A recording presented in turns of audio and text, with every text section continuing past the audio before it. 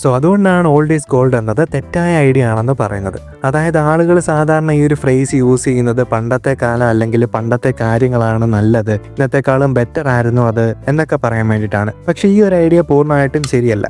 For example, പഴയ കാലത്ത് നല്ല കുറേ മൂവീസ് ഉണ്ടായിരുന്നു, അതേസമയം ആൾക്കാർ ഇപ്പോൾ ഓർക്കാത്ത ഒരുപാട് മോശമായിട്ടുള്ള മൂവീസും ഉണ്ട്. ഇന്നത്തെ കാലം എടുത്ത് നോക്കിയാലും ഹൈ ക്വാളിറ്റീസിലും ലോ ക്വാളിറ്റീസിലും ആയിട്ടുള്ള വർക്ക്സ് ഉണ്ട്. സ്വാഭാവികം. പഴയത് ബെറ്റർ ആണെന്ന് തോന്നാനുള്ള കാരണം ആളുകൾ ആ ഒരു കാലത്തെ എങ്ങനെ ഓർക്കുന്നു എന്നതിൽ നിന്നാണ്, അല്ലാതെ സത്യത്തിൽ അങ്ങനെ ആയിരുന്നു എന്നതിൽ നിന്നല്ല. ഓൾഡ് ഈസ് ഗോൾഡ് എന്ന ഈ ഒരു ബിലീഫിനെ നമുക്ക് സോഷ്യൽ ഇമോഷണൽ സെലക്റ്റീവ് തിയറി വെച്ചിട്ട് എക്സ്പ്ലെയിൻ ചെയ്യാം. ഇതനുസരിച്ച് പ്രായം കൂടുന്തോറും ആളുകൾ അവരുടെ പാസ്റ്റിലെ നല്ല മെമ്മറീസിനെ കൂടുതൽ ക്ലിയർ ആയിട്ട് ഓർക്കുകയും അതേപോലെ തന്നെ നെഗറ്റീവായിട്ടുള്ള കാര്യങ്ങളെ മറക്കുകയും ചെയ്യും. അതുകൊണ്ട് തന്നെ പാസ്റ്റിനെ സത്യത്തിലുള്ളതിനേക്കാൾ പ്ലസന്റ് ആയിട്ടായിരിക്കും അവർക്ക് തോന്നുക. പക്ഷെ റിയാലിറ്റിയിൽ അതങ്ങനെ ആയിരുന്നില്ല എന്നതാണ് സത്യം. ഇത് മനസ്സിലാക്കാനായിട്ട് നിങ്ങൾ നിങ്ങളുടെ സ്കൂൾ ലൈഫിനെ കുറിച്ചിട്ട് ആലോചിച്ചാൽ മതി, കലങ്ങും. ഇതിനെ എക്സ്പ്ലെയിൻ ചെയ്യുന്ന മറ്റൊരു തിയറിയാണ് സർവൈവർഷിപ്പ് ബയാസ് എന്നത്. ഈ ഒരു തിയറി പറയുന്നത് സിമ്പിളായിട്ട് പറഞ്ഞാൽ, നമ്മൾ സർവൈവ് ചെയ്ത ഒരു കാര്യത്തെ നമ്മൾ സിമ്പിളായിട്ടും പോസിറ്റീവായിട്ടും കാണും, അതേസമയം അതിൻ്റെ ഫെയിലിയർ ഇൻവിസിബിൾ ആയിട്ട് മാറും. ഇത് നമ്മൾ സർവൈവ് ചെയ്തതുകൊണ്ട് മാത്രം തോന്നുന്ന ഒരു ബയാസാണ്.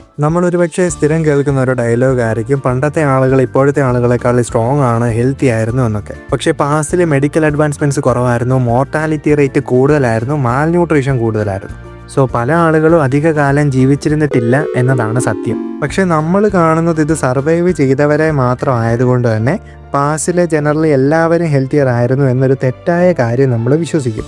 എന്നാൽ ഇന്നത്തെ കാലത്ത് ഹെൽത്ത് കെയർ, ന്യൂട്രീഷൻ, ലിവിങ് കണ്ടീഷനൊക്കെ എൻഹാൻസ്ഡ് ആയതുകൊണ്ട് തന്നെ ലൈഫ് എക്സ്പെക്റ്റൻസി കൂടി എന്നതാണ് മറ്റൊരു സത്യം.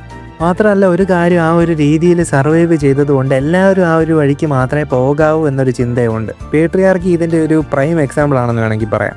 ഒരു ജനറേഷണൽ പെർസ്പെക്റ്റീവ് കൺസിഡർ ചെയ്താൽ പ്രായമാകുമ്പോൾ ലൈഫ് സ്റ്റേബിൾ ആവും, കാം ആവും. സോ അതുകൊണ്ട് തന്നെ ഒരു കാര്യത്തെ അവർ കാണുന്ന രീതിയെ തന്നെ അത് മാറ്റും. ഇതുകൊണ്ടാണ് പ്രായമായിട്ടുള്ള ആൾക്കാർ ചില സമയത്ത് യങ്ങർ ജനറേഷനെ കൂടുതൽ റെക്ലെസ് ആയിട്ടും കയോട്ടിക് ആയിട്ടും ഒക്കെ കാണുന്നത്.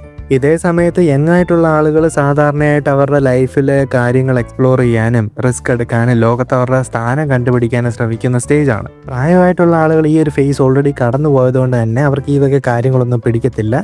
ഇവരെന്തൊക്കെ ഈ കാണിക്കുന്നതെന്ന് അവർ ചോദിക്കും. പക്ഷെ അവർ മറന്നു പോകുന്ന കാര്യം തന്നാൽ അവരുടെ യങ് ഏജിൽ അവരും ഇതേ പരിപാടിയൊക്കെ തന്നെയാണ് കാണിച്ചിട്ടുള്ളത് എന്നതാണ്. ഓൾഡ് ഈസ് ഗോൾഡ് എന്ന ഐഡിയ ശരിക്കും റിയാലിറ്റിയേക്കാൾ കൂടുതൽ പെർസെപ്ഷനാണ്. ഹ്യൂമൻ മെമ്മറിയുടെയും ലൈഫിലെ ഡിഫറെൻറ്റ് സ്റ്റേജിൽ വരുന്ന പെർസ്പെക്റ്റീവിൻ്റെയൊക്കെ കൂടി ചേർന്നുണ്ടാകുന്ന ഒരു ബിലീഫ് മാത്രമാണിത്.